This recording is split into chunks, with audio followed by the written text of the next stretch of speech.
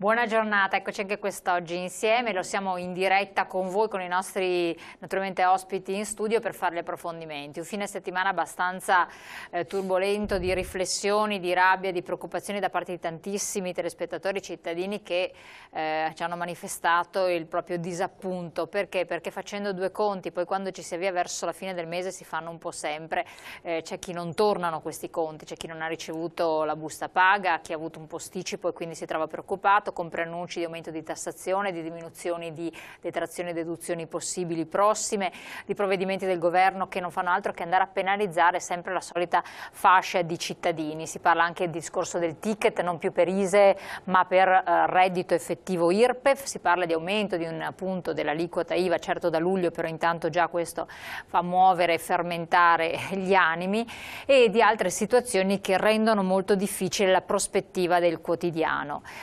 Bisogna cercare di trovare delle soluzioni, questo assolutamente è indispensabile, perché altrimenti non si va avanti. Bisognerebbe che il governo prendesse qualche provvedimento per avviare la produttività, quindi uscire da questo gap, soprattutto perché le aziende hanno bisogno di trovare delle soluzioni, ma il nostro paese non sembra così appetibile, almeno per il momento. Se poi guardiamo la Sicilia ci viene un po' il voltastomaco di quel che sta succedendo lì, sono in campagna elettorale. Noi abbiamo chiamato i nostri esperti, un po' appunto su vostra sollecitazione, abbiamo avuto la fortuna anche di riuscire a trovare la loro disponibilità e li ringraziamo per essere qui presenti. Abbiamo l'avvocato Fabio Gabrieli, che è presidente Federcontribuenti Veneto, grazie di essere qui con noi, avvocato. Grazie anche a Carlo Garofolin di essere ritornato, presidente ADICO, Associazione Difesa Consumatori del Veneto. Grazie anche a lei. Salve. Allora, incominciamo innanzitutto con Federcontribuenti, che già contribuenti fa venire l'animo, altera l'animo, e dopo passiamo alle tante altre dinamiche che affrontate anche voi nel quotidiano. Problema grossissimo che voi affrontate è quello con le banche, e in questo momento sta diventando un'ansia per tantissimi cittadini. Sì, noi abbiamo analizzato i problemi e affianchiamo sia i privati che gli imprenditori, sia le famiglie in difficoltà col pagamento del mutuo, che gli imprenditori che hanno contratto dei debiti bancari per mutui, finanziamenti sotto varie forme, perché ci siamo accorti che in questo periodo, ovviamente, se ne sono accorti tutti, sono un po' saltati gli schemi nei rapporti banca-cliente. Le banche sono diventate molto rigide nella concessione del credito e lo sono anche per quel che riguarda la riscossione e la chiusura dei rapporti, magari di finanziamento instaurati. Quando si parlava in realtà che avrebbe dovuto esserci un po' di disponibilità, di apertura, insomma, se non altro, sì, in un momento come questo, visto che le banche ottengono quello che vogliono, anche dal governo. No? Sì, a livello di banca centrale hanno ottenuto delle ampie disponibilità di liquidità che non sono state riscosse, o meglio, sono state riscosse e ricollocate in deposito a garanzia di future attività di tipo bancario, siano queste ricapitalizzazioni che vengono richieste alle banche, sia eventuali iniziative che comunque fino ad oggi sicuramente non hanno toccato le imprese e le famiglie, non hanno per nulla beneficiato di queste iniezioni di liquidità assolutamente consistenti. Tuttavia si dice alle banche, se giustificate dalla situazione di crisi, hanno ridotto di molto la disponibilità al finanziamento, non colgono invece per converso la situazione di crisi che impedisce alle imprese e alle famiglie di onorare i debiti nella misura e con le scadenze che si erano prefissate nel momento in cui, avendo contratto il debito, erano sicure di poterlo fronteggiare senza eccessivi patemi d'animo. Ecco. Quindi in questa situazione di squilibrio, dicevo, sono saltati gli schemi, si è rotto quel fair play di rapporti fra banca, soprattutto impresa, per cui le imprese non facevano valere più di tanto le loro legittime pretese in funzione della disponibilità della banca a secondare le loro necessità, le banche non stavano più di tanto lì a guardare l'effettiva capacità di restituzione, quindi spingevano notevolmente sulla concessione di liquidità soprattutto alle imprese, ma anche alle famiglie, soprattutto per quel che riguarda le finanziarie con il credito al consumo. In una situazione quindi di indebitamento totale, l'inversione di tendenza, situazione di crisi, le banche immediatamente hanno tirato i remi in barca, non concedono e anzi recuperano quanto più possono. Questa non è una bella situazione assolutamente, ma voi che cosa state facendo a questo riguardo? Cioè, qual è anche il vostro ruolo? Cosa possono fare i cittadini? Perché dopo sentiamo anche se Adico ha le medesime problematiche. Ma noi stiamo sensibilizzando soprattutto le imprese perché hanno goduto di finanziamenti in varie forme su cui le banche hanno ampiamente guadagnato. vuoi derivati bancari per quel che riguarda la copertura di rischio sui tassi di interesse, vuoi concessioni di apertura di credito in conto corrente, eccetera. Si dice che in queste situazioni le banche hanno ampiamente guadagnato. A noi risulta, da un'analisi che è stata fatta, abbiamo già pubblicato più volte, insomma siamo già tornati spesso su questo argomento, che le imprese non hanno percepito il fatto che spesso e volentieri, vuoi per via dell'anatocismo bancario, cioè l'applicazione dell'interesse sull'interesse, fin tanto che questo diciamo, è ancora recuperabile, anche perché poi la legge anni fa ha in qualche modo sistemato la questione concedendo alle banche la possibilità di applicare l'anatocismo se in quanto riconosceva pari diritto anche al correntista. Vuoi invece sotto altro profilo quello del superamento del tasso soglia di usura, applicando dei criteri di ricalcolo degli stati conto bancari ci siamo accorti che spesso e volentieri i saldi finali non corrispondono a quello che realmente sarebbe dovuto dal cliente verso la banca a sensi di legge. E quindi noi stiamo sensibilizzando un po' la cultura degli imprenditori in particolare a far verificare gli stati conto bancari per capire esattamente di quanto loro sono debitori a saldo, scoprendo per sorpresa spesse volte che in realtà il debito segnato a saldo non è tale, ma spesso è addirittura un credito del correntista verso la banca, che chiaramente si è scalata gli interessi, le commissioni e quant'altro, lasciando una situazione di debito il correntista, laddove invece, ricalcolando gli stati conto, si vede alla fine che il conto corrente presenta un credito del cliente verso la banca, che quindi la banca deve rimborsare. Ma qui apre dei versanti di grande preoccupazione per tutti quanti. Ma allora cosa deve fare? Controllare, monitorare il proprio conto corrente? Cioè, cosa consigliate voi? Noi abbiamo istituito un'organizzazione che cura questo tipo di analisi e prepara degli schemi di ricalcolo in modo tale che poi il correntista possa decidere cosa fare. Ovviamente al di là del tentativo di mediazione, che è peraltro obbligatorio nei confronti degli istituti di credito quando si apre un'avvertenza nei loro confronti, si apre poi tutto uno scenario di tipo giudiziario che può andare da un accertamento tecnico piuttosto che non alla causa. Però è giusto che il correntista sia consapevole della propria situazione. Ecco. Quindi noi quello che consigliamo è appoggiarsi alla nostra, ma a una qualsiasi altra struttura,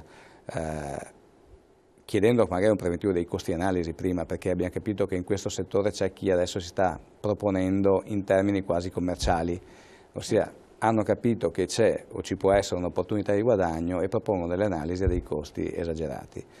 Quindi chiedere un preventivo di analisi del ricalcolo del stato conto bancario, farlo effettuare sulla base delle risultanze e poi determinarsi su come procedere. Questo è molto importante. Allora, avete anche voi questo tipo di segnalazioni, questo riguardo, perché il problema con le banche è un problema grossissimo, perché questo poi ha frenato tutto il discorso dei mutui, anche chi ne ha bisogno si trova in difficoltà e sono moltissime le persone, anche giovani, quindi vanno poi in affitto, si stanno dilapidando letteralmente. Certo, noi abbiamo due fenomeni che ultimamente si stanno proponendo all'Adigo sempre più frequentemente. Il primo riguarda la perdita del posto di lavoro che molti giovani in particolar modo hanno subito in quest'ultimo periodo e non avendo più quelle garanzie necessarie per poter pagare il mutuo, succede che interviene il garante. Il garante molte volte lo hanno fatto i genitori, che adesso si trovano ad essere pensionati e prendono magari 600-700 euro al mese e non hanno più quella condizione per poter riuscire a pagare la rata del mutuo che magari prima una coppia lavorando tutti e due potevano sostenere. Pensiamo al caso tipico dove lui prendeva 1.300 euro, magari la madre, la moglie che è andata in aspettativa o in maternità perché è nato un figlio, avevano un'altra da 600 euro al mese, non riescono più a sostenerla e i poveri pensionati adesso, oltre ai loro problemi di sopravvivenza, si trovano a dover pagare la rata del mutuo del figlio. È vero che se parliamo di banche, in questo caso, poi magari allarghiamo un po' la panoramica, il governo un qualcosina ha fatto approvando un piano salva famiglie che doveva dar modo, comunque, poi dico dovrebbe, dà modo se per motivi di causa di forza maggiore, quali problemi di salute o problemi legati alla perdita del posto di lavoro, tu puoi bloccare per un anno il mutuo. certamente poi alla fine dovrai pagare degli interessi, perché poi alla fine comunque chi ci guadagna alla fine devono essere sempre le banche, quindi però puoi puoi trattenere, bloccare o sospendere un anno il mutuo sapendo che alla fine comunque puoi pagare gli interessi. Sono stati fatti anche dei tentativi per poter adattare la lunghezza del mutuo rispetto a quelle che sono delle esigenze o una rata che magari potrebbe oscillare in funzione di quelle che potrebbero essere delle fluttuazioni che il mercato potrebbe avere. Poi è anche vero che se parliamo in termini di salvaguardia, soprattutto per le famiglie, questa qui non esiste. Come hai detto te, i giovani sono quelli più martoriati, perché poi scopriamo che oggi vittime della crisi fondamentalmente sono i giovani, che da un lato sono disoccupati o precari, dall'altra però ce n'è una grossa fetta che sono anche quelli scoraggiati. Mettendo nel calderone tutta questa situazione qua, certamente capiamo come il fenomeno, da una parte dei bamboccioni, la crisi del mercato immobiliare, il fatto che sempre più ragazzi ormai sono sempre meno tutelati in termini anche previdenziali o su quelle che potrebbero essere la pianificazione di un futuro che una volta potevano avere, certamente in questo momento tutto questo non è più possibile. Assolutamente, anche voi che cosa vi state muovendo anche a livello di associazioni di consumatori, cosa state facendo a questo riguardo? Perché quello che poi interessa anche molto a chi ci ascolta è capire, trovare delle vie d'uscita, perché le problematiche si conoscono. Certamente le banche fino a qualche anno fa si sono comportate in maniera scellerate, perché se una volta si poteva chiedere, c'era la necessità di chiedere i 100.000 euro di mutuo, le prime a convincerti a chiedere 120, 130 per avere occasione di poterti comprare i mobili, cambiarti l'auto, erano le banche. Una volta chiunque andava al cinema, prima di vedersi il film doveva subirsi la pubblicità dove le banche realizzavano i sogni, vuoi la macchina, vuoi la barca, vuoi la moto, vuoi la casa, vuoi le vacanze. Stavano instaurando un metodo uno stile di vita e un metodo che veramente era da preoccuparci parecchio, perché regalavano sogni, non li realizzavano. Certamente adesso intervenire in questo senso, anche l'Adico sta cercando di intervenire, ha portato anche delle osservazioni, perché poi alla fine quello che puoi fare sono delle osservazioni e con la speranza di dare anche stimolo a chi si trova a dover discutere di queste cose. Per esempio non abbiamo condiviso il ragionamento che tu puoi bloccare il mutuo 12 mesi e non puoi bloccare, con più difficoltà riesci a bloccare una finanziaria. Poi per esempio 12 mesi per noi sono insufficienti e avevamo proposto almeno che si potessero bloccare i 18 mesi. Poi è anche vero che certamente un monito a richiamare la banca su quelli che erano degli atteggiamenti più congrui rispetto a quelle che erano le casistiche che si trovavano, certamente in questo senso adesso magari, come dice il collega, hanno chiuso anche troppi rubinetti, però è anche vero che oggi in un momento in cui gli italiani negli ultimi 2 anni hanno subito, penso che adesso questa sia la 7ª finanziaria che possiamo camuffare come spending review, come IVA, come questo, come quell'altro, ma è la 7ª finanziaria che gli italiani in questi ultimi 2 anni hanno subito. Pensiamo solamente alle 4 nel 2011 con il governo Berlusconi, le 3 di Monti. Oggi quello che denunciamo è che manca qualsiasi cosa volta da un lato allo sviluppo, dall'altro alla salvaguardia delle famiglie e dei giovani. Oggi non c'è veramente ancora nulla di tutto questo, se non vediamo questo governo di professori e di tecnici che stanno solamente operandosi per mortificare anche quello che è oggi una situazione già al limite della disperazione. Certo, chiarissimo purtroppo. Adesso torniamo ad approfondire anche altri aspetti importanti, pubblicità per pochi secondi.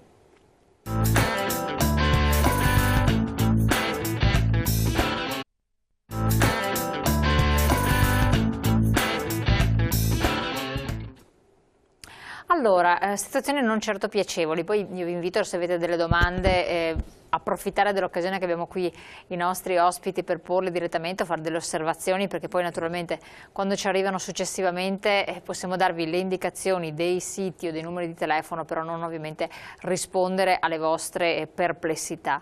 Il problema ovviamente anche quello che riguarda la tassazione, le deduzioni eccetera, il provvedimento che è stato preso, che ha lasciato un po' sbigottiti molti, perché ovviamente non va certo ad aiutare da un lato la legalità e dall'altro anche effettivi vantaggi economici per i cittadini. ancor più il discorso poi della tassazione su beni e servizi, l'IVA di un punto che non piace né a chi vende, che dovrà o sobbarcarsela molto probabilmente, oppure rendersi conto che potrà vendere un prodotto o un servizio in quantità minore, perché naturalmente un costo superiore, pensiamo a una macchina, hanno detto un prezzo medio sarà 500 euro di aumento, con un punto solo di IVA, per esempio, nel caso dell'auto che è strafermo, statico. Infatti sicuramente sono misure che non favoriscono lo sviluppo in nessun modo. L'aumento dell'IVA, se da un lato darà ancora più, diciamo, interesse alla possibile non fatturazione della prestazione o della vendita, perché ovviamente chi la deve sborsare non la scarica, si trova un 1% da pagare in più, su importi rilevanti, questo fa la differenza. D'altra parte frenerà anche il commercio di chi invece normalmente fattura la propria prestazione o vendita, perché sarà un deterrente per il compratore finale, sempre nell'ipotesi in cui questo non possa scaricarsi la relativa imposta. In questione di detrazioni, poi il regime retroattivo addirittura, Infatti questo è una situazione di retroattività dannosissima, perché ovviamente chi ha fatto determinate operazioni, chi ha fatto determinate spese... Allora spieghi un attimo, perché giustamente forse questo non è stato ben compreso, questo discorso della retroattività. No, semplicemente è stato stabilito che laddove siano state fatte determinate spese per le quali, in termini molto semplici, era consentito scaricare l'imposta e la spesa relativa in percentuale, questo non è più valido, e per cui obiettivamente nella dichiarazione dei redditi dovranno farsi dei conguagli, ritengo, perché se la retroattività opera è chiaro che... Ma opera fino a quando? Opera dovrebbe essere, se non sbaglio, per il regime fiscale ultimo. Per l'ultimo regime, sì. Quindi dalla prossima dichiarazione dei redditi. So che essendo la portata retroattiva della previsione, ha messo in imbarazzo tutti coloro i quali hanno fatto determinate spese in funzione anche di un recupero fiscale. Dire al soggetto, sì, ti era consentito, però oggi abbiamo cambiato idea, per cui questo vantaggio non ti viene riconosciuto, anzi, significa sballargli comunque dei piani di investimento, dei piani di spesa, cioè comunque sì, anche a livello familiare. Se ne parlava prima, adesso su questo non intervengo magari perché potrà meglio di me intervenire il collega che è qui, ma visto che era una sua idea, un suo argomento, insomma, anche a livello familiare ci sono risvolti di non poco conto sulle dotazioni mediche. Quindi direi che quello che è stato portato è sempre una serie di norme che vanno a tamponare emergenze, a cercare di far cassa. Non c'è nulla ovviamente che generi sviluppo, anzi. Devo dire che francamente forse non c'è neanche nulla da aspettarsi da questo punto di vista, fin tanto che non si esce a determinati parametri. Quali sarebbero? Io non posso avere delle ricette, però sempre più spesso si avverte l'esigenza di cambiare radicalmente il sistema. Cioè, questo è un momento storico, sociale e politico in cui o si fanno delle scelte epocali o secondo me non se ne verrà fuori. Ma è una idea mia che mutua da idee di altri molto più autorevoli. Ci sono economisti importanti e di fama che continuano a battere sulla questione del modifichiamo la moneta, rendiamo compatibile una moneta locale insieme all'euro, perché se dall'euro non si può uscire, ormai non si può più uscire, almeno cerchiamo di rendere compatibile una moneta alternativa territorialmente valida, in modo tale da non dover subire solo gli oscillamenti dell'euro e non dover seguire tutti l'andamento di economie che non sono compatibili con il nostro livello economico. Parlo per noi, per la Grecia, per la Spagna, eccetera. Non sono confrontabili determinate economie con quelle di altri paesi. E tutti abbiamo l'unica moneta e tutti dobbiamo servire le sorti di quella. C'è un esperimento in corso, per esempio, di due economisti della Bocconi di Milano. A Nantes stanno generando una moneta parallela all'euro che avrà una capacità di circolazione limitata. In Francia. E questa opportunità è stata data loro in Francia. Ora, beati loro che la possono realizzare in quella sede, però voglio dire, in Italia non se ne parla proprio. Assolutamente. È in uso sempre più spesso, se ne parla del baratto. Si parla dell'uscita delle banche, del ritorno alla divisione delle banche fra banche commerciali e banche di investimento. Evidentemente sono scelte che uno non può fare in via autonoma, probabilmente un paese non può farle in via autonoma, ma se non si prende l'iniziativa di parlarne, di portare questo a livelli più alti, secondo me andremo sempre in cerca di adattarci alla situazione di emergenza con provvedimenti del tipo di quelli che abbiamo visto in questi giorni, che sono assolutamente penalizzanti, che secondo me procrastinano il problema, ma non lo risolvono e non lo risolveranno mai, perché non sono una soluzione, sono la gestione dell'emergenza. Forse mi rendo conto che nell'immediato meglio di questo non si può produrre, ma se culturalmente non spostiamo l'attenzione su tematiche alternative, all'uscita della crisi, dal mio punto di vista, non ci arriveremo mai. Cosa dice lei? A parte i nostri telespettatori suggeriscono la rivoluzione, questo è un suggerimento. suggerimento. È un suggerimento che anche noi riceviamo molto frequentemente, però la cosa sicuramente è veramente al limite, io dico quasi apocalittica per le famiglie. Ecco, ci sono due aspetti che ha sottolineato il Presidente, che un po' il rimando di rimbalzo: da un lato le deduzioni e detrazioni, dall'altro il discorso anche lì di una forma di baratto, insomma, per bypassare certe situazioni, ovviamente. Guarda, le dico subito, per quanto riguarda le deduzioni è una cosa che noi abbiamo subito denunciato lo scandalo, perché oggi significa non poter riuscire più a portarsi in detrazione gli interessi passivi di un mutuo. Cioè, un esempio concreto. Un esempio concreto: ogni persona dipendente fondamentalmente tra aprile e maggio fa il 7,30, in occasione del 7,30 porta in detrazione cosa? Tutte quelle che erano le spese sanitarie e le spese sportive per i figli, gli interessi passivi per il mutuo, le spese veterinarie, il contributo servizio, il contributo nazionale che c'è sull'assicurazione LC auto, portano tutta una serie di voci che permettono alla persona in occasione della dichiarazione dei redditi recuperare una certa sommetta. Che sommetta? Tolta la franchigia di 125 euro, il 19%. Quindi ipotesi, se tutte queste voci qua arrivavi a 5.000 euro, tolti i 125 euro, hai 4.800 euro TE, il 19% vuol dire che tu potevi recuperare circa 900 euro. Il governo cosa ha pensato di farla, rendendola ancora più scandalosa perché è retroattiva? Poi un limite di 3.000 euro, raddoppiare anche la franchigia, quindi di fatto una persona oggi sa che al massimo può portare in detrazione, poi va in detrazione una modica cifra di 540 euro circa, perché cioè 3.000 meno 250 vuol dire 2.750, 19% sono circa 540 euro. 540 euro, il che vuol diventa dire... quasi la cifra massima che una persona può portare in detrazione. Quindi già spese mediche e mutuo... Già uno che ha 3-4 mila euro di spese mediche perché magari ha i bambini con gli apparecchi, già ha 2-3 mila euro di interessi passivi perché magari c'ha un mutuo di 100.000 euro in 15 anni, aveva prima la possibilità di portare in detrazione 6-7 mila euro, ne può portare massimo 3.000 euro.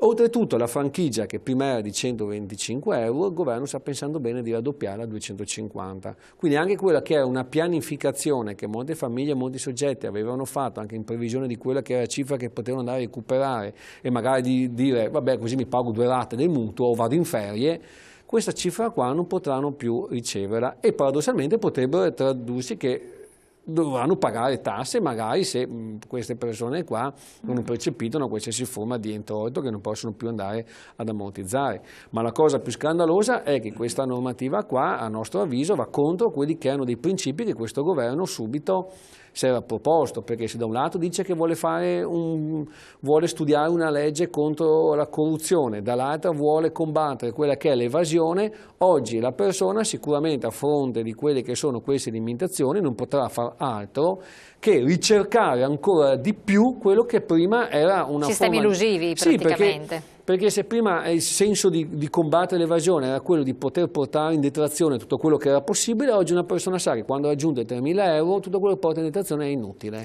Si può fare appello sull'onestà individuale, cosa dice il Presidente? Sì, alla responsabilità dei cittadini, alla responsabilità dei cittadini. Il pagamento delle tasse, certo, e mettere comunque in condizione chi fa la prestazione. Però estrema razza, giustamente come anche arrivano i messaggi, uno che poi il lavoro l'ha perso e si trova a dover pagare, è difficile fare appelli vari. E poi, scusi, prima abbiamo parlato di un tasto molto dolente che riguarda l'aumento dell'IVA dell'1%, dobbiamo dire che dal 21 passa al 22, ma passa anche quella da 10 all'11%.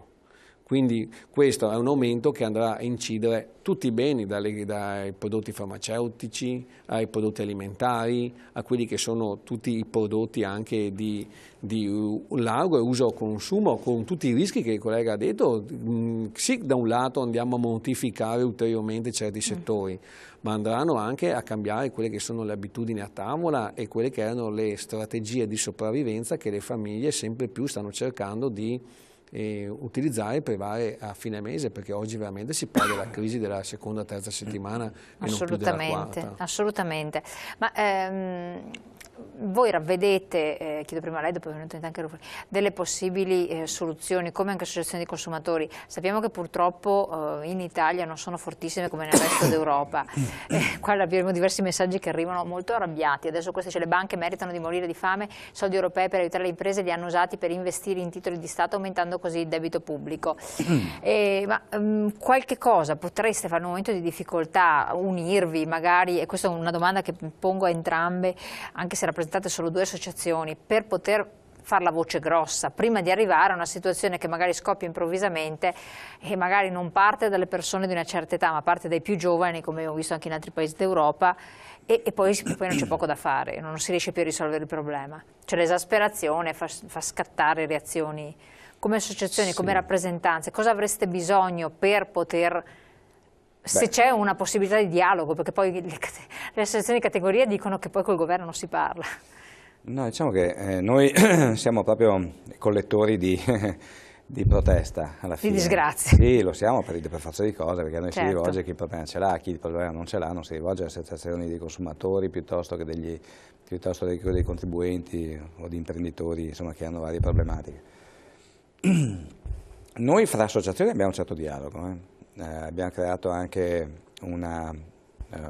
un'associazione dei legali di varie associazioni di consumatori, ci scambiamo informazioni, ci aggiorniamo sull'andamento di determinate attività, insomma c'è abbastanza collaborazione da questo punto di vista, non è che ci sia una concorrenza per cui non ci facciamo dei favori o non ci passiamo dei dati. E credo che più o meno, a dire il vero, viviamo tutti la stessa situazione, cioè lo stesso tipo di richieste, di problematiche, di analisi da affrontare, di casi da risolvere. E sempre più poi si massifica la cosa, cioè abbiamo sempre più soggetti con il mutuo famiglia non onorato, certo, e non più onorabile, perché ovviamente quando uno perde il lavoro non può più pagare, questo è evidente, piuttosto che non altri casi, insomma, che oramai rientrano nella quotidianità di quel che si legge sui giornali. Per quel che riguarda proposte, noi abbiamo anche a livello esponenziale più alto, una rappresentativa a livello nazionale, e abbiamo dialogo vari politici. Quest'estate abbiamo fatto a Ferragosto, il giorno successivo, il 16, un tour delle aziende in crisi. Abbiamo chiamato una ventina di politici, abbiamo organizzato il pullman per portarli il giorno 16 di agosto, visto che gli imprenditori in crisi erano sul posto di lavoro e noi come associazione di rappresentanza eravamo anche noi operativi, e abbiamo chiesto chi di voi è disposto al giorno 16 a venire con noi a vedere le aziende come sono messe. A questo appello hanno risposto in 4. Ah, fantastico. Quindi... Comunque c'è stato, diciamo, quindi c'erano molti più giornalisti rappresentanti dell'associazione che non i politici. Questi 4 meritevoli politici comunque sono venuti con noi e hanno fatto il giro delle imprese. Del territorio oppure, cioè Veneti, oppure a livello nazionale? No, siamo andati tra Padova e Venezia, ecco, abbiamo circoscritto un po', ma si poteva estendere ben oltre. Certo. E quindi insomma hanno fatto il giro delle imprese, hanno constatato la situazione, si sono informati, si sono documentati, hanno preso i loro appunti e in qualche modo speriamo che poi possano fare degli interventi a favore. Indubbiamente quello che può fare, insomma, lo scatto in più che può fare l'associazione, le associazioni in questo momento, è quello di cercare di intensificare i rapporti con i politici.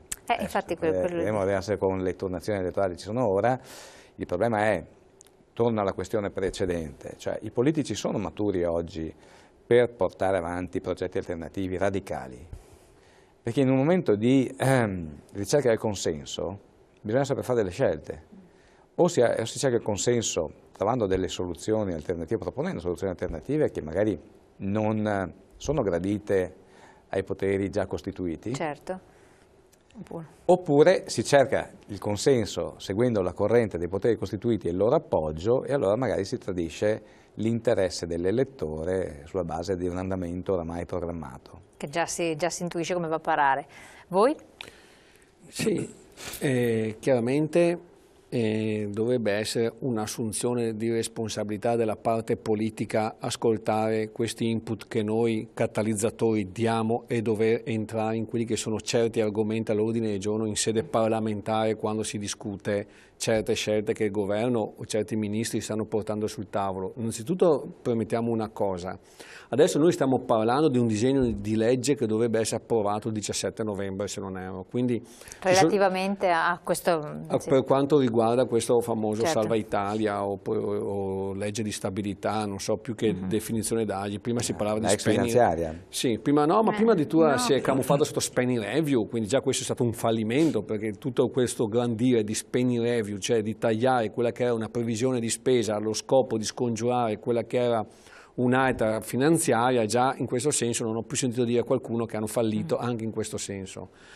Però certamente oggi devo dire che come cittadino pagare cioè sentirmi addossare ancora la responsabilità di sacrifici quando dalla parte politica non ne vedo, veramente è una pillola che faccio veramente molto fatica a digerire, perché oggi è inutile non cadere su un discorso di politica, le auto blu non le vediamo tagliate, gli stipendi dei politici non sono stati tagliati, i vitalizi non sono stati tagliati, le province non sono state tagliate, le comunità montane non sono state accorpate, tutto quello che è un dispendio che questa casta ancora si mantiene, si salvaguarda, ancora tutto così com'è è rimasto. Oggi quello che però questi signori pensano di fare è ancora continuare a spremere un limone, un'arancia che è già stata spremuta tante volte, fino a che punto non lo so.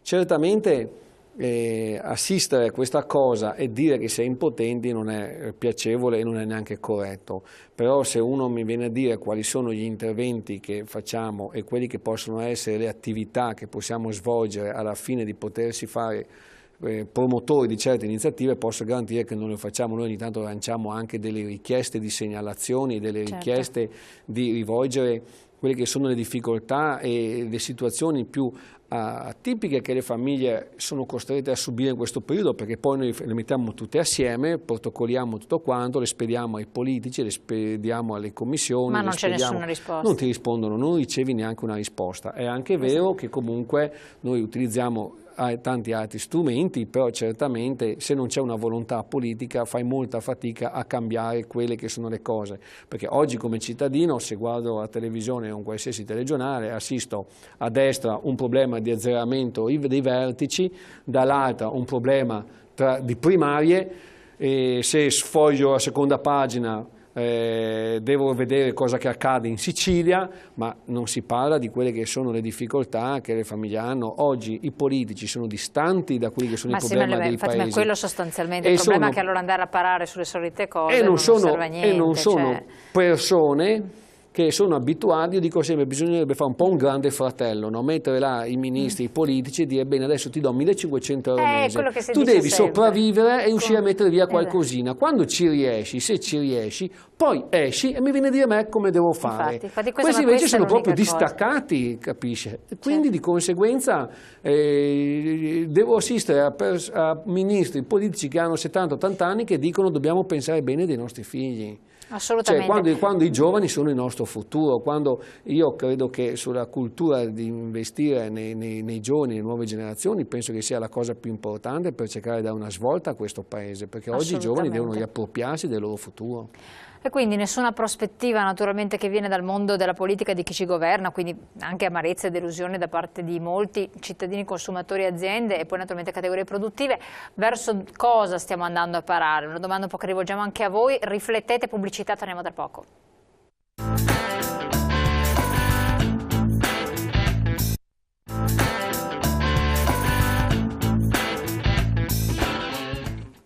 Abbiamo una telefonata in linea, pronto? Sì, buongiorno, sono Matteo da Treviso. Prego, buongiorno, dica. Per la trasmissione io volevo farvi due domande. Allora, intanto mi riallaccio a un discorso per quanto riguarda l'aumento della franchigia che prima è stato trattato, che mi trova contrario perché mi sembra assurdo aumentare di questi tempi la franchigia e raddoppiarla. Però vorrei fare questa domanda, ma perché questo aumento magari non si tiene solo per i redditi più alti? ci sono milioni di precari in Italia, e ce ne sono molti anche qui in Veneto, che poi fanno contratti di lavoro di un giorno e anche di mezza giornata. Alla fine dell'anno poi devono raccogliere tutti i CUD e quindi fare la dichiarazione dei redditi, che poi è assurdo se ci pensiamo a tutte le tasse che vengono incontro. Ecco, io vorrei chiedere, ma non è possibile semplificare su questi temi del lavoro, anche il lavoro interinale? Cioè, diciamo, allungare i contratti, non permettere questi contratti di un giorno. Certo. Chiaro che l'azienda può avere bisogno, certo, però ci sono persone che non, in questo sistema si trovano completamente, diciamo, assolutamente, senza in difficoltà poi a dover affrontare tutte le spese sanitarie, tra l'altro. E questa franchigia di 300 euro secondo me è eccessiva, perché assolutamente, 300 euro significa fare magari esami di laboratorio diversi, cioè, quindi ecco, vi ringrazio e vi saluto. Grazie molto di aver chiamato, grazie. Vogliamo rispondere? Sì, certamente l'idea che ha proposto il telespettatore è un'idea intelligente, perché certamente tutte quelle che sono le azioni che vanno a salvaguardare i redditi più deboli rispetto a certe altre categorie sicuramente sono degli ottimi suggerimenti che potrebbero essere accolti.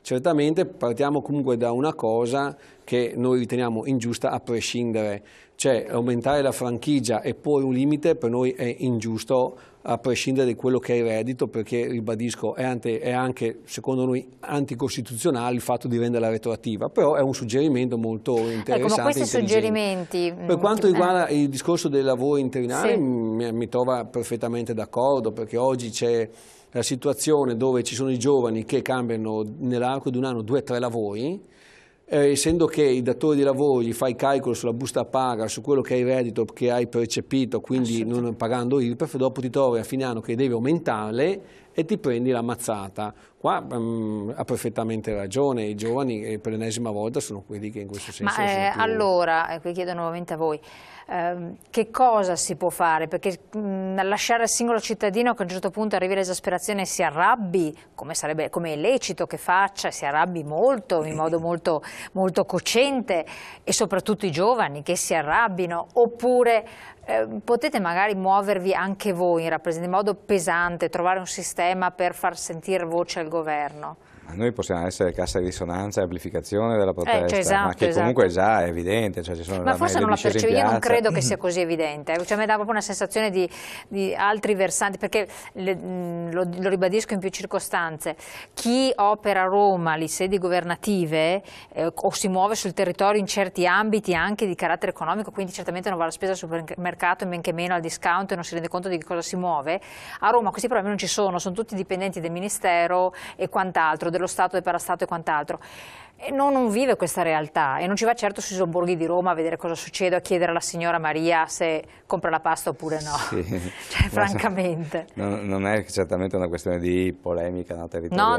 No, capisco non il è senso territoriale, della proprio ci rendiamo conto che stiamo capisco navigando. Il senso della cosa, anche se in realtà penso che anche il dipendente pubblico oramai debba avere le sue preoccupazioni. Abbiamo visto quello che sta succedendo adesso agli insegnanti, l'elevazione del numero di ore da 18 a 24, accompagnata da una previsione di risparmio. Uno giustamente dovrebbe chiedersi, ma cosa ci risparmia se anziché 18 ore ne fa 24? Diciamo che a maggior numero di ore lavorate il risparmio è perché la pago meno unità di ora, ma non è così. Se calcoliamo che ogni insegnante che attualmente fa 18 ore dovrà farne 24 se verrà approvata la legge, di fatto si troverà ogni 2 insegnanti a togliere di mezzo un insegnante dal piano organico, perché facendo 24 a testa di fatto, che i ragazzi non vadano a scuola di fatto andranno a eliminare dal piano organico dell'insegnamento un notevolissimo numero di insegnanti, cosa che peraltro a me personalmente sembra in contraddizione rispetto al fatto che è stato convocato un concorso recentemente per l'assunzione, quindi non si capisce, con una mano vogliono aumentare il numero di docenti disponibili, certo. propagandando il concorso, eccetera. L'altra invece aumenta il numero di ore pro capite di insegnamento in modo tale da poter ridurre la pianta organica. Assolutamente, assurdo. Una battuta proprio anche lei, dopo quella diventa un altro tema. L'emigrazione sta aumentando in modo esponenziale. Sì, ma l'emigrazione sta aumentando a livello di lavoro giovanile e questo dovrebbe farci preoccupare, penso, dovrebbe essere uno dei segnali di maggior preoccupazione, perché la protesta si può manifestare in molti modi, in piazza, con disobbedienza eccetera. Andando e lasciando via, lasciando il nostro paese è un altro tipo di situazione. Questo vale anche per le imprese, perché le imprese, io sto professionalmente affiancando alcune imprese che prima delocalizzavano a trasferire proprio il core business in altri paesi, dove sono pagate e meglio. Pagate diversamente dall'Italia, dove ormai si rischia anche a non essere più pagati, non soltanto a livello pubblico ma anche a livello privato. E per di più sono pagati molto meglio remunerati di quanto non sarebbero, nell'ipotesi anche lo fossero qui in Italia. Assolutamente. Molti stanno proprio pensando di trasferire l'attività completamente. No, noi lo stanno facendo. Battuta sul baratto, anche quello adesso voi uscite con dei dati interessantissimi. Sì, usciremo in questi giorni con un dato di cui noi abbiamo rivolto a 10.000 persone, quelle che sono un po' le strategie che adoperano per arrivare a fine mese, perché oggi bisogna parlare anche di strategie. È un dato molto interessante, è un aumento di quasi il 75% negli ultimi 2 anni di persone che ricorrono al baratto, cioè persone che sono arrivate praticamente a scambiare quelli che sono i propri prodotti, i propri servizi, i prodotti dell'orto di un tipo per ricevere prodotti da un altro, ma anche persone che magari tengono il cane e tu in cambio mi tieni il bambino, o persone che addirittura non vanno più in palestra perché vanno a lavorare in bicicletta, parlando sempre di strategie, e soprattutto internet sta avendo un ruolo sempre più importante per confrontare i prezzi. Ecco, quindi queste sono anche le strategie che vengono adottate. Se voi avete dei suggerimenti su altre strategie adottabili, però naturalmente questo ammazza il mercato del lavoro, perché ovviamente è un boomerang. Ne parliamo insieme ancora naturalmente. Io vi ringrazio di essere intervenuti qua in trasmissione, ringrazio i nostri telespettatori di averci seguito. Appuntamento come sempre a domani con la Sanità News 15, Alta Padovana.